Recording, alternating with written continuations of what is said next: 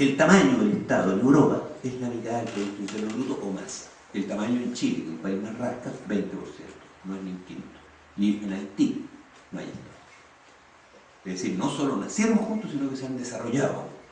Entonces la utopía esta de los anarquistas neoliberales, de pensar que era posible construir un mercado mundial antes de que exista un Estado mundial que lo regule y proteja, es una utopía. Pero sin embargo es también el sueño de los banqueros. Porque el sueño del banquero, ¿cuál es? Poder mover su dinero por todo el mundo sin que nadie le ponga trabas. Entonces, si detecta una diferencia de precio de acciones entre Tokio y Moscú, en la noche hacer una pasada y ganarse el 10%, el 20%. Entonces le molesta que existe una frontera o un control de capitales como el que teníamos aquí en Chile, que le obliga a dejar el 30% de la inversión o retirarle en un año más, etc. Le molesta eso. Entonces requiere eliminar esas trabas. Y la globalización en realidad funcionó solo para los banqueros, solo para el dinero.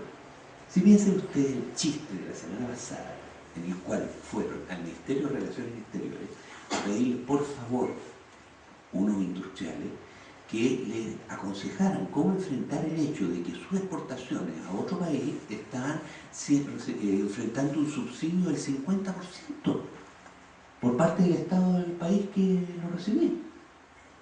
Entonces el Ministerio les dijo, mire, felizmente tenemos un tratado de libre comercio con ese país, pero nosotros en realidad les recomendamos que se vayan directamente a la Organización Mundial de Comercio, porque es mucho más directo.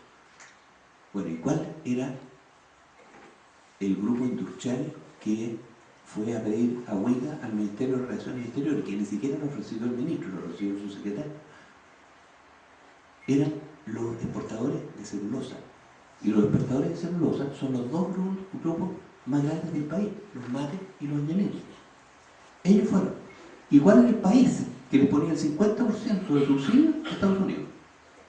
O sea, para el tránsito de mercancía, el Tratado de Libre Comercio es letra muerta.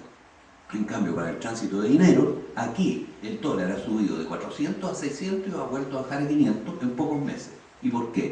Porque aquí entra y sale el capital que quiere. Entonces, en definitiva, la globalización fue el sueño del banquero.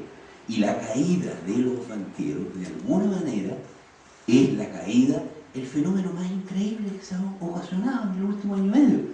Que resulta que el neoliberalismo, como dijo Sarkozy, que ganó el campeonato mundial de epitafio, se finó. Y por lo tanto, y se finó por 20 años, y es verdad, igual que después de la crisis del 29.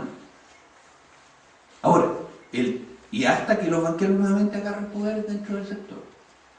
Ahora, el tema concreto es que esto genera condiciones para, por ejemplo, que en un frente mucho más amplio de especialistas, de personas, de fuerzas políticas, se llegue a la conclusión de que en realidad no podemos seguir haciendo las estupideces que hemos estado haciendo en Chile, por ejemplo, de desmantelar el Estado.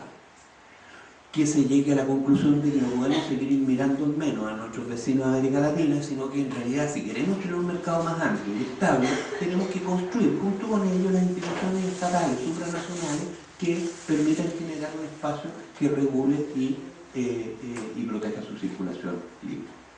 En fin.